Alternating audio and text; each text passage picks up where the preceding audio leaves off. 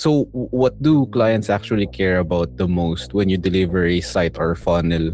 Mas may pakialam ba sila sa aesthetics or sa functionality nung ginagawa mo? What do you think? Functionality talaga eh. Kasi dati nga nung hindi pa naman ako ganun kagaling mag-landing page, wala naman silang pakialam eh. I mean, hindi pa ganun kaganda yung mga gawa ko before kasi sobrang basic. Hindi ako nakakarinig ng, hey, ganito, ano ba naman tong gawa mo? More on the functionality talaga eh. What would you tell someone na inisip nila, I'm not techy enough or I'm not technical enough, not type of person para mag-start ng vibe coding? Kabullshitan niya. Bakit? Para sa akin, ano yun, sobrang pack up yung mindset na ganun. Kasi ako nga, before, tulad nga ng sabi ko sa'yo, nung binigyan ako ng client ng sister-in-law ko, as in, zero knowledge ako sa Shopify nun. Kailangan aesthetic na rin. Yeah, hindi na sapat yung super static lang, no? Parang flat lang. Yeah, it gets... Ngayon, labanan na ng sobrang pagandahan na minsan nga. May nakikita ako, shit, tao pa ba yung gumagawa nito? Alright, Joshua, good evening. How are you? Medyo kinakabahan ka ba for this interview? Yeah, medyo kinakabahan pero okay naman. Tapos ako na-excite because ako na-excite ako because this came out of nowhere. For context, for everyone na manonood neto, Joshua just reached out to me kasi napanood niya yung vibe coding video with Kyle, and then may edit yan ng editor yan. Video with Kyle, nakita niya yan, and then sabi niya, gusto niya rin mag-share about vibe coding because apparently, ano sabi mo sa akin bro, meron kang 5 years na experience, tama ba? Yeah, sa Go High level, parang magsi-6 na ata din sa vibe coding. Medyo ano na din yung kaalaman ko doon. Okay. So like 6 years experience sa vibe coding, tama? De, parang sa Go High level tapos sa vibe coding, parang lately lang mga 20-25 gano'n. Okay. So yung Go level experience mo talaga yung 5 or 6 years na yun. Yes. Sabagay, yung vibe coding, it came along. Lately lang eh. Yung AI, sabagay, sa AI lang naman talaga yung vibe coding niya. It can't happen na nung 2020 nag-vibe coding ka na, right? Yeah. So yeah, let's get started with the questions. I have like multiple questions right here. So first is, walk us through kung paano ka nagsimula. Let's talk about yung Go High level muna, and then we can dive into a bit about yung sa vibe coding side of things. Pero how did you get started sa Go High level experience mo, and 5 or 6 years ago, what were you doing before all of that? Yeah, so ayun, context lang, no. Nung bago mapasok dito talaga sa Go High level, ano talaga ako eh. Nag-umpisa ako sa Shopify. Ano ba? Alam mo ba yung Shopify? Parang familiar. Yeah. Yun sa Shopify. Tapos tinuruan lang ako nung sister-in-law ko, which is yung kapatid nung asawa ko ngayon, kambal niya. Nung time na yon, parang sabi ko gusto ko lang magpahinga kasi burnout ako dun sa previous kong work eh, corporate. Then na-meet ko yung wife ko. Yung wife ko is parang nasa BA industry na talaga sila. Freelancer, ganon. Lalo yung niya, yung kambal niya, dun parang lagi kong nilulook up yung kambal niya eh. Sobrang galing nun. Gusto ko laging nakikitang nagtatrabaho yun, yung work ethics niya, parang sipag naman niya ito nung kambal, nung asawa ko, gano'n. Okay. Tas nung ilang buwan lang, parang di nagpapahinga ako. Parang inopera niya ako na may bibigay daw siya sa aking client. Pinakilala niya yun. Then, yun. Isang linggo lang, wala akong kaalam-alam. Like, YouTube lang talaga. Pinasok ko yung Shopify. Then, wait, Shopify, hindi Go High level? Yeah, Shopify muna Shopify talaga. Muna. Got it. Then, nung tumagal, may sa akin, yung client namin, marunong ka ba mag-Go High level? Umuho lang ako kahit hindi ako marunong. Kasi, parang pare-pare lang naman ng yun ng functionality, drag and drop lang di ba? Yeah. Shopify, drag and drop lang din, yung Go High level, drag and drop. Yeah. Umuho ako kahit di ako marunong.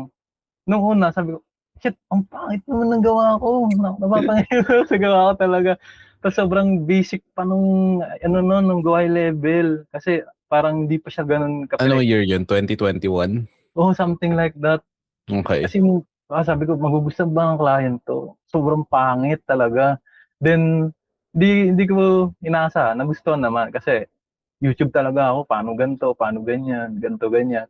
Then, habang tumatagal na, pansin ko, parang lagi kong nakikita, puro Go High level na yung ginagamit ng mga client namin. Okay. doon ako nag-umpisa na aralin na talaga siya. Then nag-transition ako from Shopify. Talagang nag full-time go high level builder na ako. Automation, ganito, ganyan. Tas coding.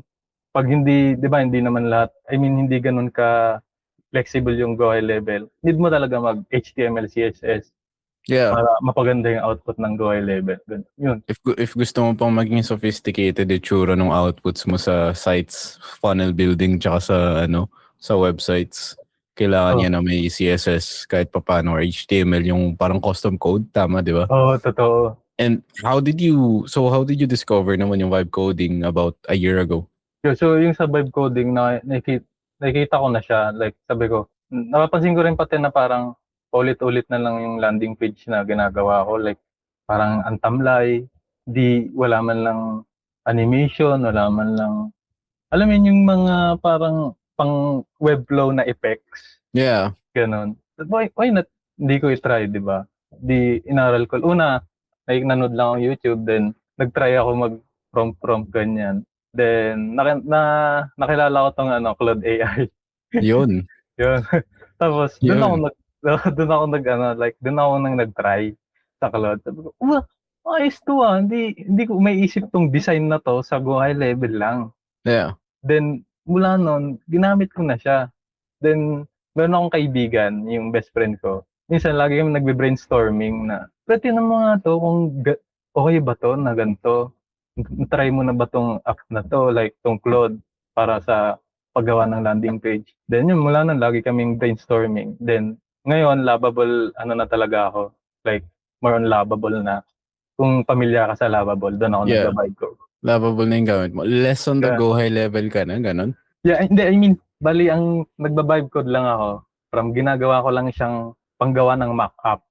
So ginagamit mo yung Lovable, so na parang pang build lang ng code muna. Pero sa yung go high level pa rin ginagamit mo pang hosting. Yes, kasi iba na, kasi kumbaga parang yung Lovable ginagawa ko as graphic designer siya. Yes. Kasi iba mag-isip yung graphic designer sa developer. Mas advanced yung mga graphic designer, di ba? Mag-isip ng design sa website. Hindi ako ganun eh. Parang ako lang yung mag-build sa go high level, tapos yung Lovable ang bahalang mag-build ng design para sa akin. Gets. So, meron ka na bang na-sign na client na purely ang ino-offer mo is vibe coding as the upfront service? Yes. Actually, ngayon nga may bina-vibe code ako ngayon. I mean, tapos na. Tapos tina-transfer ko na lang sa go high level. Yeah. And mula nung time na parang nasimulan mo ma-discover yung vibe coding, let's just say for example, last year mo nasimulan yung vibe coding somewhere, I don't even know, like start of the year ba? Like, anong month last year? Siguro mga January din. Mga January. How long did it take you para makakuha ng first paying client na vibe coding yung primary service? Siguro mga a month or two, tapos nagre-reach out lang ako. Hey, ganito. Oo, kasi parang pag marunong ka na, pag parang marunong ka na mag-prompt, madali na eh. Tuloy, pagpo-prompt ka lang naman eh. Yeah, totoo. Tapos, kailangan mo nga lang, tulad ng sabi ko, yung agent na, like, kunyari yung Lovable, parang kausapin mo lang na bata, ganun. Tapos, kailangan detailed. Siyempre, nandiyan yung ChatGPT para ChatGPT, kaibigan na ng lahat yan. So, nag-switch na ako sa Claude, just to share with you. Oh yeah, Claude din, okay din yan. Kasi parang, ako kasi, ChatGPT muna, tapos parang pagpangit, direct ako sa Claude. Parang yung Claude yung magre-refine ng output ng ChatGPT eh. Yeah. Oo, then, pag okay na, yun, tapos, itsaka ko na siya sa Lovable, ganun. Gets. But anyway, so I think yung mga manonood nito would be curious about how did you do it na parang first or second month pa lang of you discovering vibe coding, meron ka na kagad clients. And behind the scenes, you also mentioned to me na signing clients isn't a problem to you anymore. Anong parang may bibigay mong tip for the viewers na manonood nito? Ako naman, like, may ginagawa ko kasi pag nakakita ko ng posting, hindi ako sobrang casual mag-send ng ko, hey, I think I can do that. So, saan ba yan? Like sa freelancing sites? Yeah, sa freelancing site. Okay. Wala akong client na local. Hindi ako sa local. puro sa online jobs, ganun. Ako magre-reach out na, I can do that, hire mo ako, ganyan. Tapos syempre, i-send ko yung portfolio ko. Then boom, yun na. Actually, mayroon akong recurring client ngayon. Sa ibang bansa din siya. Through WhatsApp kami nag-uusap. Hey Josh, mayroon akong client ganito. Yeah, parang, outsource na ako. Doon ko gagawin ngayon sa Lapabo. Sobrang, Gets. yeah. Ano yan, ang nangyayari niyan, parang every other week, parang nangyayari nagiging, ko siya, yung side hustle. Which is, yung side hustle na yun, sobrang ganda ng bigay sa akin na, alam mo na, yung gano'n. Yeah, got you. Yeah. So you lead with your portfolio. Pinapakita mo kung ano yung laman ng portfolio mo and that's where you get their interest. Tama ba? Yes. Lalo ng mga gawa, yung mga Yeah. pages Would ko. it be possible na ma-share screen mo yung portfolio mo right here?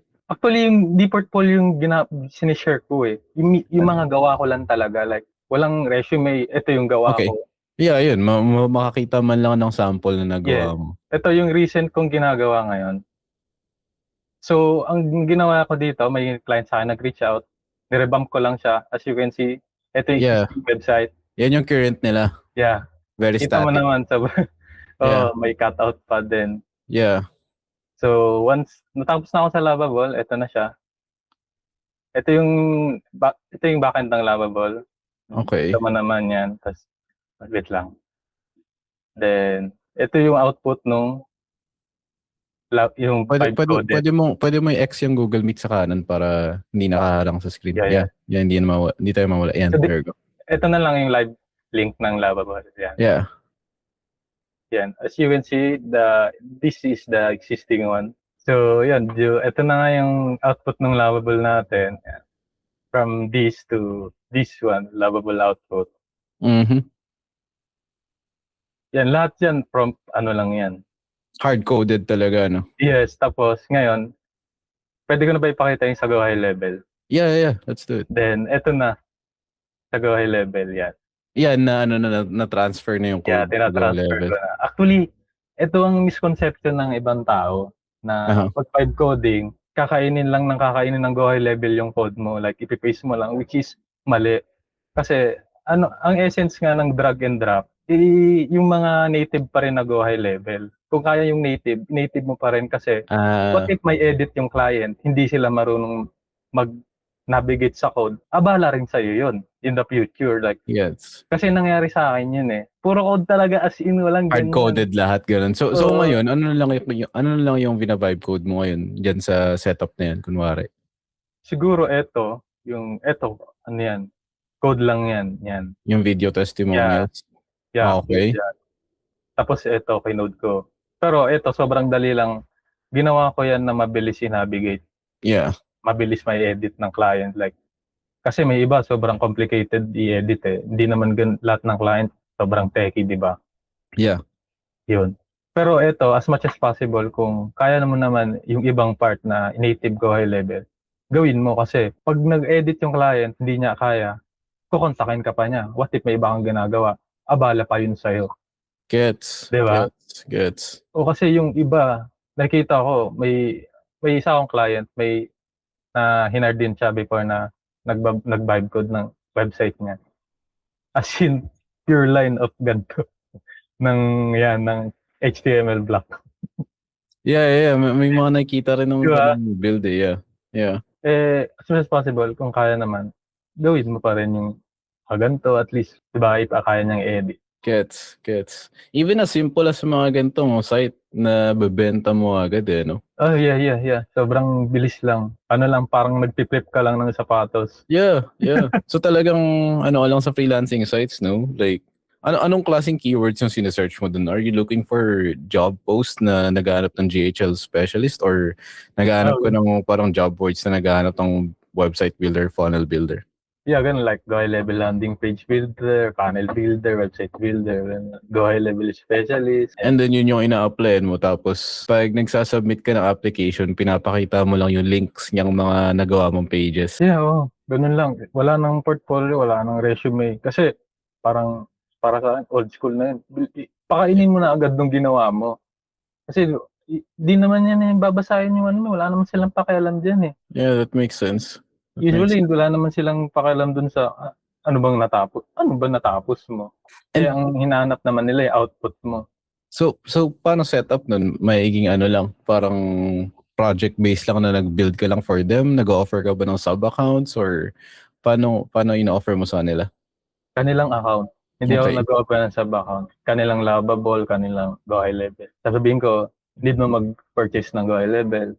Need mo mag-subscribe sa Lovable. And then dun mo na i-build sa sarili nilang assets. So may Yeah. full ownership sila.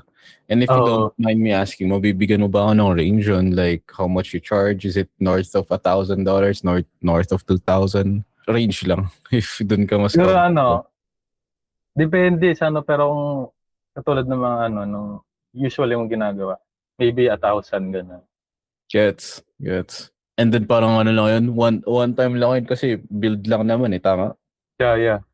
Eh, usually 2 days ko lang ginagawa. Minsan nga 1 day lang.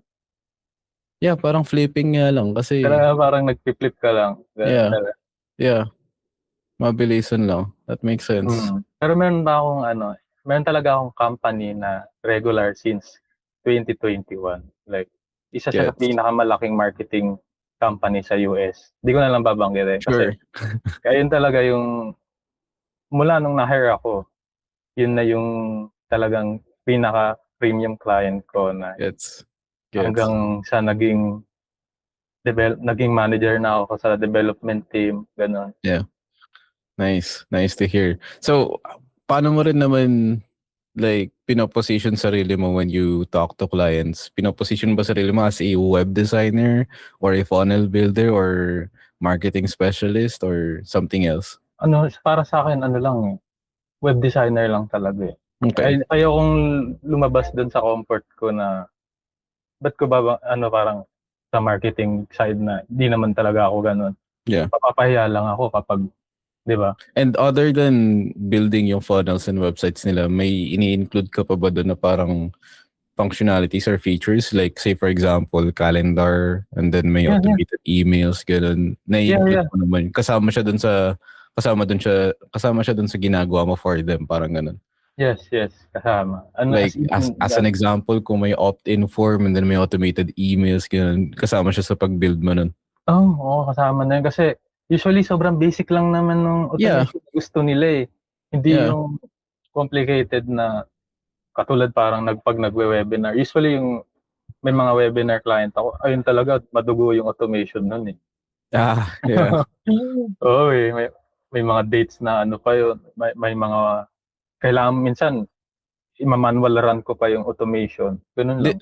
This is a question na parang me personally curious ako about. Maybe hindi lahat ng manonood nito is makaka-relate, but have you had the chance na mag-build ng funnel na nag-run doon ng Facebook ads and then nag-install ka ng pixels? Always.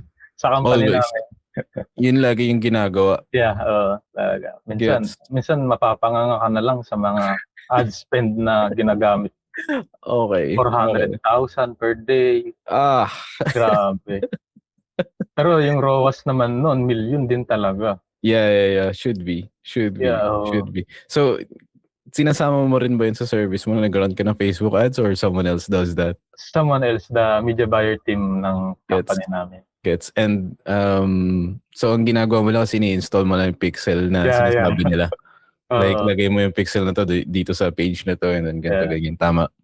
Depends sa event kung anong page yung install. Yeah. Anyway, so for someone na never pang nag-vibe code before, how do you explain kung ano ba talaga yung ginagawa nyo as someone na nag-vibe code on a day-to-day basis? We've been talking about web design and like yung parang kanina hard coding ng mga bagay-bagay, but how would you explain it sa someone na hindi pa nakapag-vibe code before? Maybe hindi pa nakapag-go high level software before. Sa mga hindi pa nagagamit or not familiar sa vibe coding, yung vibe coding is parang ginagawa ko lang siyang image generator para sa akin na.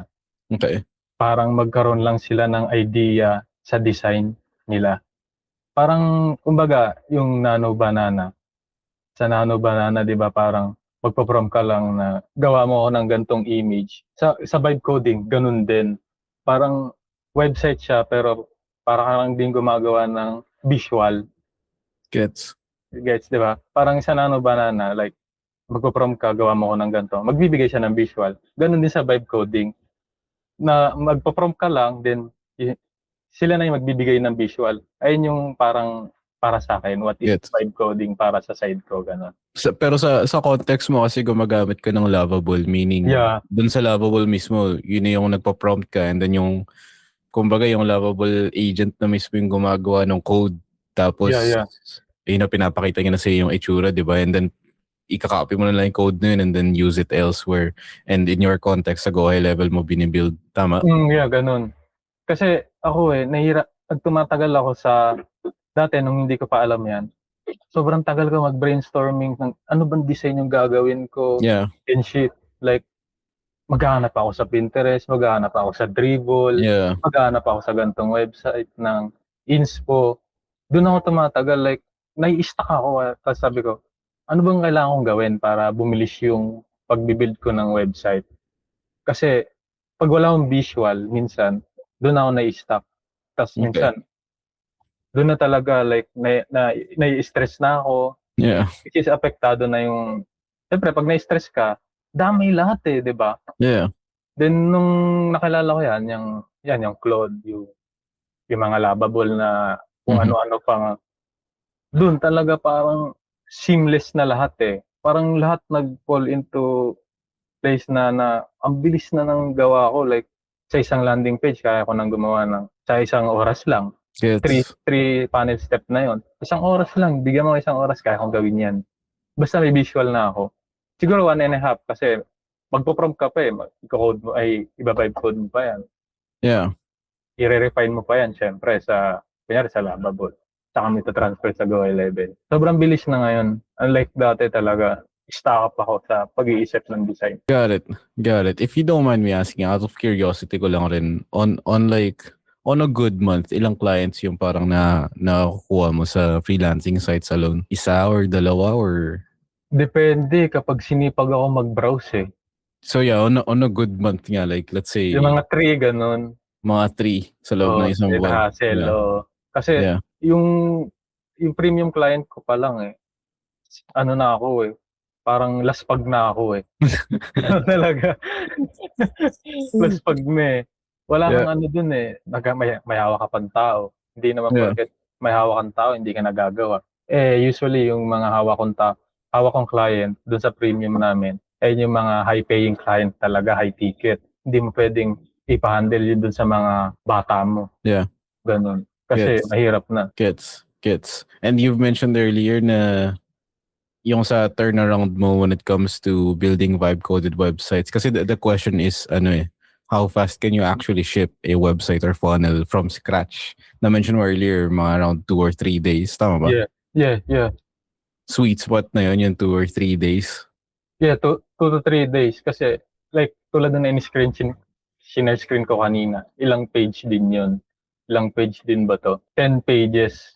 10 pages, that's 2 to 3 days. Ano yun, talagang zombie mode na yun.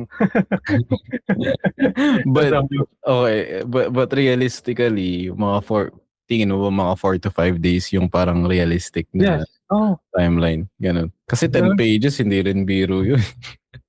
Kasi, depende naman kasi kung sobrang basic lang din naman nung kalabasan ng Lovable. Pero pag complicated, yun, madugo din yun. Yeah, that makes sense. Makes sense. Alright. And I'm also curious pala, what's the most impressive thing na na-build mo using AI, maybe Claude or GPT or Lovable, plus Go High level na project na maski ikaw na-surprise ka na ang ganda nung kilalabasan? Masishare mo ba yun? Hindi ko nasisave yung iba kong website pero meron ako recently lang. I mean, hindi pa ako tapos. Okay. Kaya may ginagawa ako. Pwede ko naman siyang i-share sa'yo. Yeah, let's do it. I-share screen lang ako. From e-commerce site siya, Shopify tas dinesign ko siya sa Lovable. Tapos ngayon, ita-transfer ko siya sa Go High level. Tina-transfer ko na pala siya. Kaya ito yung existing website niya. Yan yung current na meron sila. Then ito yung on process ko pang website na ginagawa. Na, combination to ng ng Lovable tsaka ng ng JHL? Yeah, lovable in JHL. Parang ano siya, I can recognize na gawa rin siya ng Claude. Actually, lovable siya. Pero Lovable siya, really. parang ganun din ng Claude Para minsan. siyang output ng Claude Yeah, yung oo. ganyan eh. Pero Yeah. depende. Meron pa ako neto lang, buong website din ginawa ko. Can I share pa ba? Sure, go for it. Kung titingnan mo, parang WordPress output siya, no? Yeah. Pero, yan, lovable and go high level lang. Ano niya. Ito medyo simplified na version. Yeah. Kasi gusto ng client eh. Depende rin talaga sa client pag na-approve. Tsaka ako ngayon babakbakin. Ayos. Ang pinakamahirap kong ginawa, yung may calculator. Sobrang hirap, parang ilang gabi ko yung trinabaho. Itong calculator na to, para saan to? Saan nga ba tong calculator na to? Nalimutan ko na eh. Parang tax ata to. BAH versus Housing Cost Calculator. Ayan. Ito yung madugong ng parang pinakamadugong kong ginawa. Kasi sobrang daming conditional logic pa niyan. Katulad nito, ayan. Iba-ibang yan. Nakita ko yung kay Matt, di ba? May ganito din siya, pero parang hindi siya ganun. Sinong Matt? Si Kyle? Ay, si Kyle pala. Si Kyle. Si Kyle pala. Yeah. Gumawa din siyang calculator. Oo. Pero ito talaga parang masyado nang mabigat to para sa akin eh.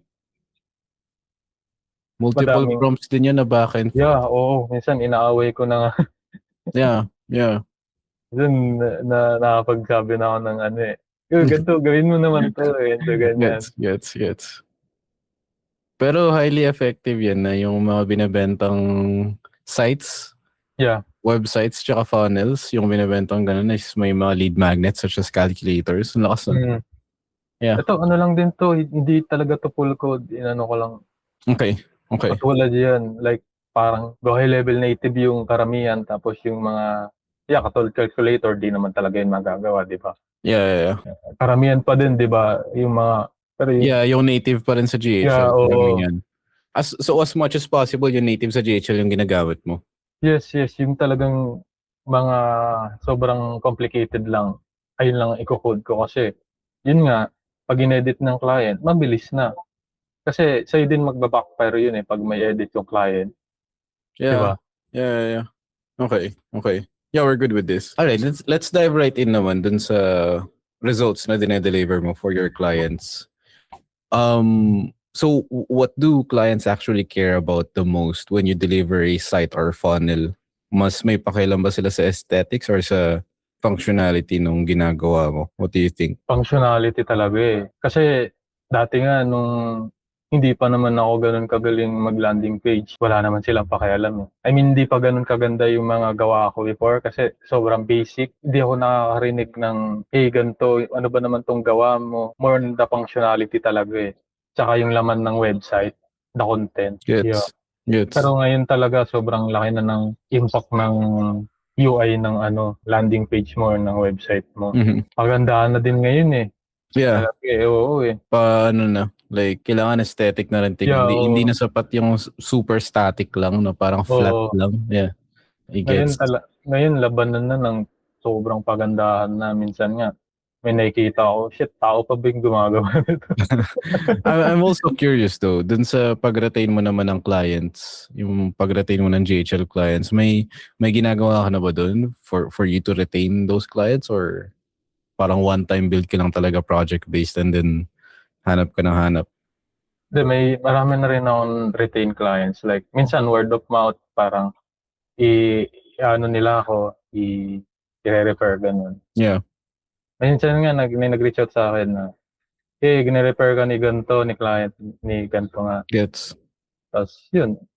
Ngayon, ko pa rin siya. Minsan, like every other 2 weeks may papagawa siya sa akin. Gets.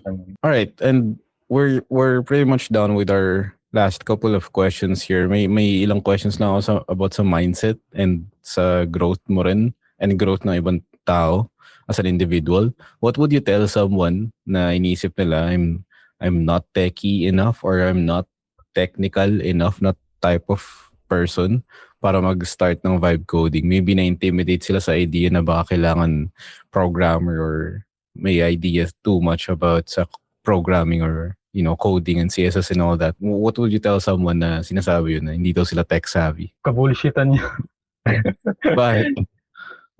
Para sa akin, sobrang pack up yung mindset na ganun. Kasi ako nga, before, tulad nga ng sabi ko sa'yo, nung binigyan ako ng client ng sister-in-law ko, as in, zero knowledge ako sa Shopify nun. Mm-hmm. Then, sabi niya, aralin mo lang to, ganito. Inaral ko siya within 1 week lang. Tapos, sinabak niya na agad ako. Then, nung times goes by, natuto na lang ako. Aral, ganito, aral ganyan. Yeah. Parang ilang taon akong walang tulog ng maayos. Legit yun, sobrang dami kong gala na natanggihan. Hindi nila nakikita yun na kung ano ba yung ginagawa ko nun. Yeah. Sobrang aral lang talaga ng aral. Pag ako pa naman, pag hindi ako nagigets, hindi ako nakakatulog eh. Umpisahan na nila ngayon. Huwag na sila maghanap ng perfect opportunity. Gawin nila yung lahat naman ng oras perfect opportunity eh. Di ba? Yeah. Ba't ka maghanap ng perfect time lahat naman ng time perfect yan. Yeah, and I would also say yung lagay ng vibe coding ngayon hindi pa ganoon ka competitive kasi ang dami nga na-intimidate with vibe coding whereas hindi naman siya rocket science aralin kumbaga. Kung hindi mo umpisahan ngayon, kailan ka pa mag-uumpisa? Di ba? Kung kung kailan lalong huling-huli ka na. Yeah. Sabi nga nila dati, kahit ako dati natatakot ako sa AI. Ang tanong nga, paano mo nga sasabayan yung AI? Yeah. Di ba? Yeah. Paano ka adapt sa AI? Dati may din ako, kami ng wife ko. Sabihin ko, grabe naman to, baka mamaya wala na akong trabaho nito eh. Tapos, nag-change lang ako ng mindset, ano ba sasabayan to? Di, sasabayan ko na lang. Totoo. Diba? Totoo. Kahit yung wife ko, mas magaling siya sa akin gumamit ng mga AI agent. Yeah. Sobrang galing niya, mas karang kakainin niya ako ng buo. Oo, ganun. Sa AI related. Sa sarili mong opinion and sa sarili mong observation, ano yung nakikita mong biggest mistake ng mga tao when they are trying to sign their first client? Para sa akin, yung unang sign nilang client, parang nakikita ko kasi may kaibigan akong ganyan eh. Hindi sila confident. Ganun. Parang ayaw nilang kailangan, yung unang sign mong client, bumuhos ka. Ganun. What do you mean bumuhos? Ipakita mo na yung sumagad ka ng kung yung effort. Kaya mong gawin. Oo, ganun. Yeah. Hindi yung mag-purkit na sign mo kung ano lang yung kaya mo. Ang tanong nga kung ano yung kaya mo pang gawin dun sa usually mo lang na nagagawa. Yeah. Yun. Got it. And like, say for example, hypothetically, magsisimula ka ulit from complete scratch today and ang meron ka lang is yung Go level free trial na 30 days. Ano yung una mong gagawin? Ano yung gagawin mo sa loob ng 30 days para tumaas chances mo ng success? Aralin ko muna yung automation. Automations ng Go level. Automation agad, oo. Kasi yun yung pinaka-binabayaran dun. Gets. Legit. Kasi yung the landing page is sobrang dali lang. Kasi drag and drop lang naman yun eh. Sa automation, ayun yung una mong aaralin. Dun ka talaga kailangan bumuhos, dun ka mag-focus. Tulad nga sabi ko sa'yo, yung automation kasi, ayun yung parang isa yun sa pinaka-binabayaran sa Go High level eh. Yeah. Para hindi na laging nakatuon ng pansin ng client dun sa business niya. Kung hindi ka marunong nun, maghanap ka pa ng marunong mag-automate ng workflow. Yeah, totoo rin. Kasi dati hindi rin marunong ng automation eh. Parang hindi ko kayang mag-deal ng client eh. Talagang dinala mo na lang sa point na part na siya ng offer mo kasi attractive talaga siya sa mga clients, no? Oo. Yun eh. Yun talaga eh. Yun yung nakikita ko sa Go High level eh. Usually nga, pag hindi naman nila pinag-uusapan masyado yung design sa Go High level eh. Ayun talaga eh, yung mga automation, yung workflows, mga pipelines. Gets. Yun need talaga aralin. Right. I'm with you on that. And here's my final question to you. This will be addressed dun sa mga nanonood neto na umabot up to this point. If someone in the colony or someone in the audience or someone nanonood neto wants to follow your path, gustong maging katulad mo na currently you're 5 years in the game, 5 years sa GHL space. You've been vibe coding for like, roughly maybe more than a year at this point. And then multiple clients ka na, I'm assuming, and then you already have people na nag-outsource ka, and it seems like you're doing decent. You're doing very well, kumbaga, sa current na standpoint mo.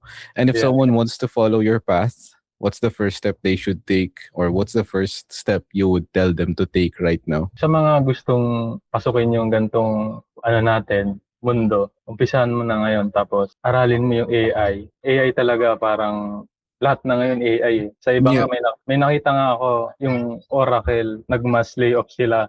Yeah. Tapos puro AI na lang yung ginawa. I want to dive deeper. I'm sorry to cut you off. I want to dive deeper dun sa sinasabi mo kasi it's too broad pag sinabi nating mag-aral ka na ng AI. How should they start learning AI? Ano yung dapat unang lang hanapin, unang tignan, ano yung skills na unang hahasain, ganun. Kasi it's just too broad na advice na learn AI. But sa context mo naman to if they want to have a similar path as you, anong unahin nilang aralin talaga dapat? Para sa akin, once na mag-aral ka ng AI, aralin mo talaga yung kung paano ka matututo ng automation sa AI. Okay. Like, mag-i-integrate, ganun. Kasi the rest will follow na talaga dun para sa akin Kasi, di ba tulad mo, sabi mo nga, hindi ka ganun nagla-landing page. Parang hindi, yung iba hindi naman ganun May nakita nga ako sa Facebook, hindi naman siya nagla-landing page, pero grabe paldo yung kinikita niya sa automation. Di ba? Yeah. Parang doon ka mag-aral, aralin mo yun. Kasi lahat nasa na talaga one click na lang talaga ngayon Sobrang dali na Ikaw na lang yung magda-digest nun kung paano mo matututunan Gets. And I think so far ang nag-retain sa akin na parang takeaway from you is just start with messy actions kasi hindi ka nag-start na parang kabisado mo kaagad lahat nag-start. Yeah. Oo. Yeah. Tama, di ba? Oo, gawa nung yan, nabanggit ko. Parang biglaan lang yun na sabi nung sister-in-law ko na kung gusto ko daw bang itry ito. Then gusto ko muna nun magpahinga. Tsaka eto, may kinain ko yung pride ko. Kasi nung time na yon, broke ako nun Hindi ako share ko lang hindi ako naka-ROI nun sa Axie. Yeah. So, sobrang broke ko nun, hindi ako naka-ROI sa Axie. Yung pera ko, nilagay ko sa Axie nun. Nangutang ako sa mother ko pambiling laptop. Hulugan pa yon din. Yung monthly nun, kinain ko yung, tulad nga, kinain ko yung pride ko. Sinalo ko ng wife ko nun na siya yung nagbabayad ng monthly ng laptop ko. Diba? As a lalaki, sobrang sa akin nun, sakit nun. Pero nakita ko may future talaga dito kasi nakikita ko maganda yung income nila Diba? Why not try? Di kainin mo yung pride mo. Hindi yung magmamataas ka pa. Yung tataasan mo pa yung pride mo wala ka naman dapat itaas na pride, di ba? Yeah. So start with messy actions talaga. Yeah, oo. Yeah, I'm with you on that. Well, anyway, anything else na parang maybe may tips ka pa dyan na hindi mo na mention or an advice na hindi mo na mention? Kasi I'm good with my questions. Maybe may final or closing remarks ka na lang or final tips or advice to the viewers neto. So, yun, yung tips ko lang. Una, kunyari, may alam ka na dito. Pag mag-a-apply ka, for me, yun ang nag-work sa akin Huwag kang masyadong formal sa pag-apply.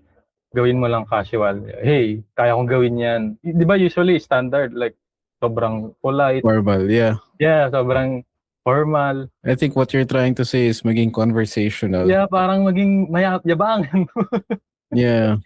Maging casual ka lang, ganun. Kasi yun yung nag-work sa akin, hindi lang, minsan, may time nga, may nagre-reach out sa akin, minsan binibigay ko na lang kasi di ko na rin kaya ganun. Ganun mo lang, huwag kang masyadong, may nabasa nga ako billionaire mindset. Pag sobrang galang mo makipag-usap sa mga bilyonaryo, parang mas bumababa yung tingin nila sa'yo. Parang ang dating, ewan ko anong logic doon, kaya parang mas maganda, kunyari, yun nga, uluking sila for client sa mga online platform. Maging casual ka lang, huwag mong ipakain lahat ng nagawa mo. Like, huwag mong ipakita lahat. Yung ano lang, yung iba lang para magkaroon sila ng idea. Gets. Ganun ginagawa ko eh. Yeah, pagiging conversational sa application. Well, yeah, this has been a fun one. Ang dami ko natanong sa'yo and I myself may mga napulot din, especially yung sa yung sa GUI level na as much as possible going native. Yeah. Hindi magandang hard-coded yun all the way through.